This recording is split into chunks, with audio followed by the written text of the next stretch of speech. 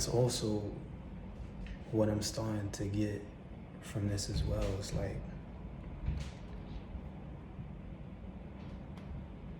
like God, right? If God, which that word limits what I'm actually trying to get at, but y'all know what I mean. If God, right, is everything, is one with everything, no matter what, is one with everything, that means it's everywhere and everything, because it's one with everything. It's vast. So it's like this. I feel like it's like a ball of consciousness, right? It's like a ball of consciousness. The mind, the mental is all. The mental, the mind is what's real consciousness, and it just explodes and it constantly expands because it's vast, it's limitless. You know, forever. So it's it's simultaneously the teacher and the student. So it spreads itself out into like multiple bits of itself, like smaller. It just keeps it keeps splitting and multiplying like cells, like how the cells are programmed to do, you know. Like the tree of life, I think that's what I'm trying to get at, the tree of life. So it constantly expands, it constantly, you know, expands. It's so vast, constantly expanding as we speak. As we speak, it's expanding larger and larger and larger. And within that expansion, it's exploring itself, you know, for consciousness to project itself in these meat suits in the physical plane with the lower density, to forget what it truly is and to be, you know, blinded by the ego, which was a tool created. You know, the ego is not flawed. I don't think it's flawed at all.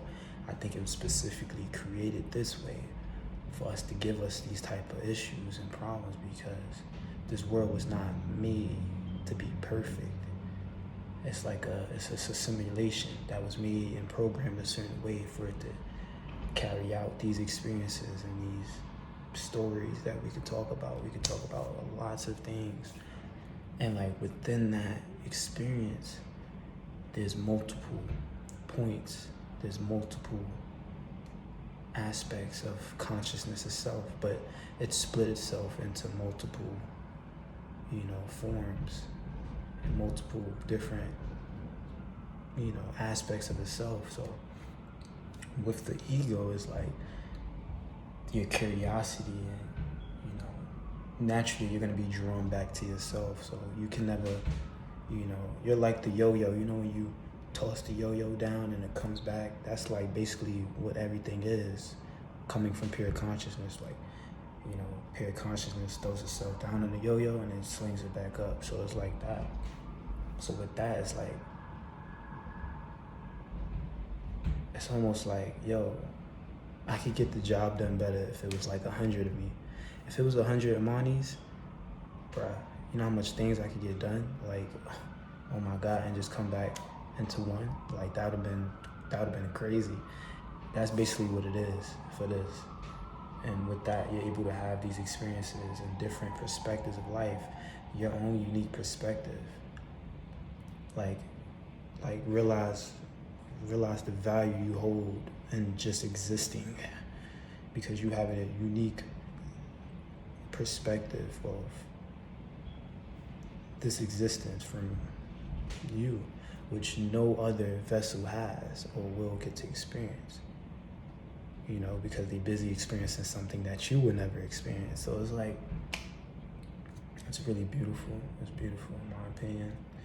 And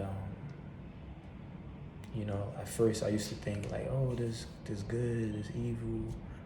And like, yeah, although it's true, although that can be true simultaneously, to contradict it, it's like, it's no evil or good, it's just is. And that's just the law of things.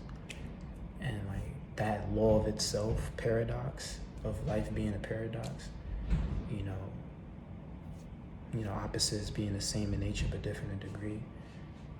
It's like you're not right or you're wrong. It's just like the way these laws was made. It's like when you really sit down and ponder on these things, it's almost foolish to just think that there's no higher intelligence or higher creator over these things. And because like look how everything is programmed and made, like, and it's a connection through it all. Like all is connected, as above so below, as within so without.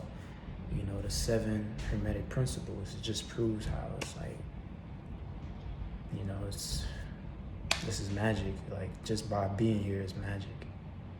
That's trippy as fuck.